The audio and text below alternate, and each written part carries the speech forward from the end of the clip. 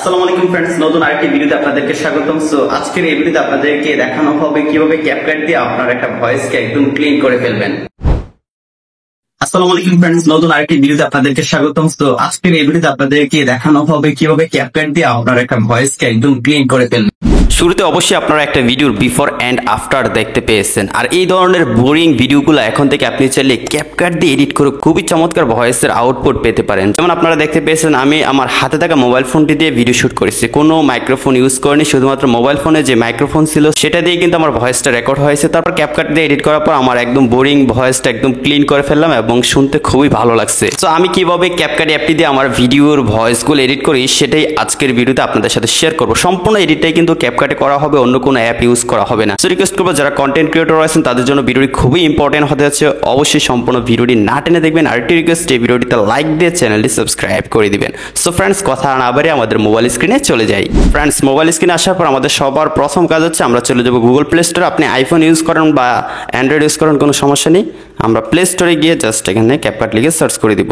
So দেখতে পাচ্ছেন আমি ক্যাপকাটের লেটেস্ট ভার্সনটি ইউজ করতেছি। অবশ্যই আপনারা প্লে স্টোর থেকে অথবা অ্যাপ স্টোর থেকে অ্যাপটি ইনস্টল করে নেবেন, আর যদি অলরেডি ইনস্টল থাকে তাহলে অবশ্যই আপডেট দিয়ে নেবেন। আমি এখান থেকে ওপেনে ক্লিক করে দিব।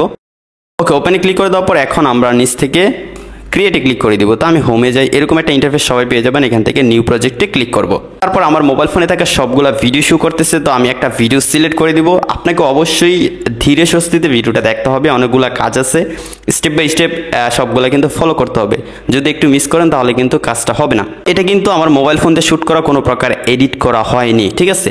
তো আপনার প্রথম কাজ হচ্ছে ভিডিও লেয়ারটাতে ক্লিক করবেন, নিচ থেকে ভলিউমে ক্লিক করবেন, তারপর এখান থেকে 1000 করে দিবেন, ঠিক আছে?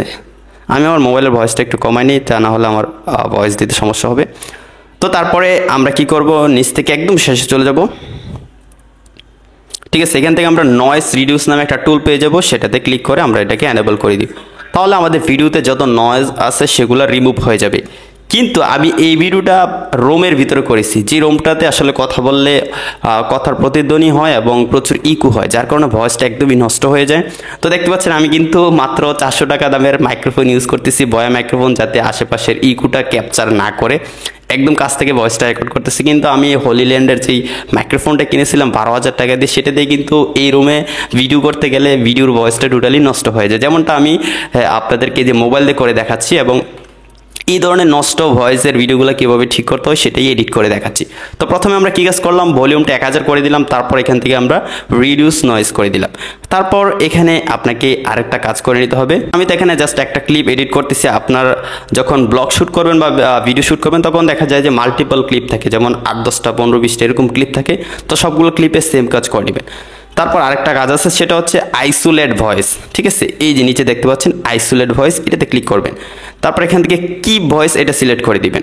মানে আমাদের ভয়েসটা থাকবে, কিন্তু আমাদের ভয়েসে যে ইকো আছে বা যে প্রতিধ্বনি আছে বা নষ্ট সাউন্ড আছে সেটা কিন্তু রিমুভ করে দিবে ক্যাপকাট।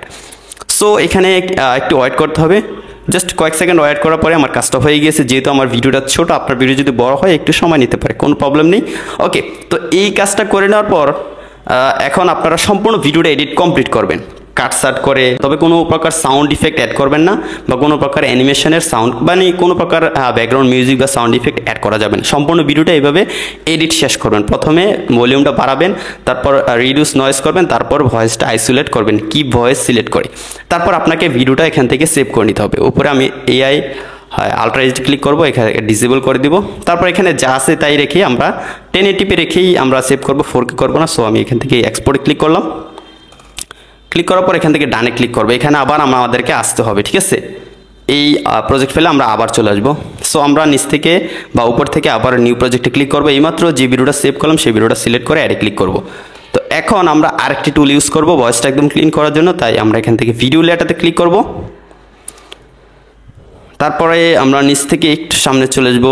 সামনে আসার পর এখান থেকে আমরা এনহ্যান্স ভয়েস নামে আলাদা একটা টুল পেয়ে যাব। সো এই টুলটা অনেকে বলতে পারেন যে আপনি আগের প্রজেক্ট ফাইলে কেন এটা ইউজ করলেন। আসলে যখন আমরা এই যে আইসোলেট ভয়েস ইফেক্ট আমাদের ভিডিওতে অ্যাপ্লাই করি, তখন তারপর এনহ্যান্স ভয়েস যে টুলটা আছে সেই টুলটাতে কাজ করতে গেলে সম্পূর্ণ আমাদের ভয়েসটা নষ্ট হয়ে যায়, মানে উল্টাপাল্টা হয়ে যায়, লিপসিংয়ের সাথে মিলে না, মানে আপনি যে কথা বলতেছেন আগে পরে হয়ে যায়। তাই আপনাদেরকে প্রথমে ভিডিওটা সেভ করে তারপর এখান থেকে এনহ্যান্স ভয়েস টুলটা দিয়ে কাজ করতে হবে। সো আমি এই টুলটাতে ক্লিক করব, তারপর এটাকে জাস্ট এখান থেকে এনেবল করে দিব। ঠিক আছে, এই যে এনেবল করে দিলাম। তো যেহেতু আমার ভিডিওটা ছোট, সুতরাং বেশি সময় লাগবে না, এখনই কমপ্লিট হয়ে যাবে। কমপ্লিট হয়ে গেল, তবে এখান থেকে আমি অবশ্যই 100 করে দিব, যেহেতু আমার ভয়েসটার অবস্থা খুবই খারাপ। সো 100 করে দেওয়ার পর এখন খুব ভালোভাবে এডিটিং হয়েছে। তো তারপর আমাদের কাজ হচ্ছে এখন এই ভিডিওটাকে সেভ করা। সো আমরা এখান থেকে 1080p রেখেই সেভ করে দিব। ঠিক আছে, ডানে ক্লিক করবো। ডানে ক্লিক করার পর আমরা প্রথম যে প্রজেক্ট ফাইলে কাজ করেছিলাম, আমাদের সম্পূর্ণ ভিডিওটা এডিটিং করেছিলাম কোনো প্রকার সাউন্ড ইফেক্ট ছাড়া।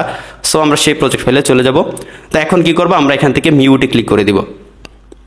ঠিক আছে, মিউটে ক্লিক করার পর এখন আমরা নিচ থেকে অডিওতে ক্লিক করব। এখানে মিউটে ক্লিক করলে আপনার যতগুলো লেয়ার আছে সবগুলো লেয়ারে অডিও মিউট হয়ে যাবে। নিচ থেকে অডিওতে ক্লিক করবো, এখান থেকে এক্সট্রাক্টে ক্লিক করবো। এইমাত্র যে ভিডিওটা সেভ করলাম এনহ্যান্স ভয়েস দিয়ে, সেই ভিডিওটা সিলেক্ট করে এক্সট্রাক্ট অডিওতে এখানে ক্লিক করে দিব। তো তারপর এখান থেকে চাইলে ভলিউমটা বাড়াতে পারে যদি প্রয়োজন হয়। আমি এখন আমার মোবাইলে ভলিউমটা একটু বাড়াই, কারণ আমাকে এখানে লিপসের সাথে মিলাতে হবে ভয়েসটা। সো একটু আগে পরে হয়ে গেছে, কি করবো, সামনে জাস্ট এইভাবে একটু টেনে কাট করে দিব, তারপর এটাকে টেনে প্রথমে বসিয়ে দিব।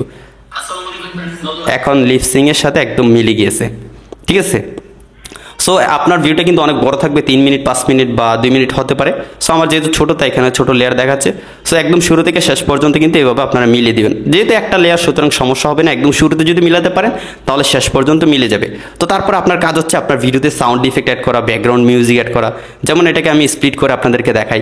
ধরুন এখানে আমি একটা ট্রানজেকশন দিলাম, এই যে শেক ট্রানজেকশনটা। সো এরকম ট্রানজেকশন আমরা অনেকে ইউজ করে আমাদের ভিডিওতে। তো আমি আর কিছু ট্রানজেকশন দিই। ঠিক আছে, তো এই ট্রানজেকশনটা ইউজ করলাম। তো এই ট্রানজেকশনগুলো ইউজ করার পর এখন আপনি আপনার ভিডিও এডিটিং কমপ্লিট করবেন। তারপর টেক্সট ইফেক্ট থাকলে টেক্সট অ্যাড করবেন, কোনো প্রকার ফটো অ্যাড করতে চাইলে অ্যাড করবেন। নিচ থেকে সাউন্ড ইফেক্টে ক্লিক করবেন। এখানে প্রচুর সাউন্ড ইফেক্ট আছে, এগুলো আমরা আমাদের ট্রানজেকশনে ইউজ করতে পারি বা টেক্সট ইফেক্টে ইউজ করতে পারি।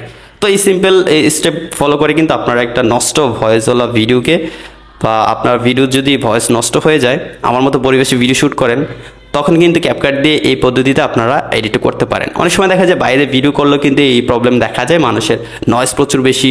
যেহেতু আমরা অনেকে মিড রেঞ্জের ফোনগুলো ইউজ করি, সেগুলো নয়েজ ক্যাপচার করে বেশি। সো এই সমস্যার সম্মুখীন কিন্তু হতে হয়। তো এখন আমাদের ভিডিওটা যেহেতু এডিটিং কমপ্লিট, আমরা উপর থেকে 4K সিলেক্ট করব, এটাকে ডিসেবল করে দিব। তারপর উপর থেকে এক্সপোর্টে ক্লিক করে দিলে আমাদের এই ভিডিওটি সেভ হয়ে যাবে। যারা কন্টেন্ট ক্রিয়েটর রয়েছেন, আশা করি আজকের ভিডিওটা আপনাদের জন্য হেল্পফুল ছিল। যদি আপনারা ক্যাপকাটের নতুন কোনো এডিটিং আজকের ভিডিও থেকে শিখতে পারেন, অবশ্যই লাইক দিয়ে কমেন্টে জানিয়ে দিবেন। আর যারা চ্যানেলটি এখনও সাবস্ক্রাইব করেন, অবশ্যই চ্যানেলটি সাবস্ক্রাইব করে দিন। তো দেখা হচ্ছে পরবর্তী ভিডিওতে নতুন কোনো এডিটিং নিয়ে। ততক্ষণ সবাই ভালো থাকুন, সুস্থ থাকুন, আল্লাহ হাফেজ।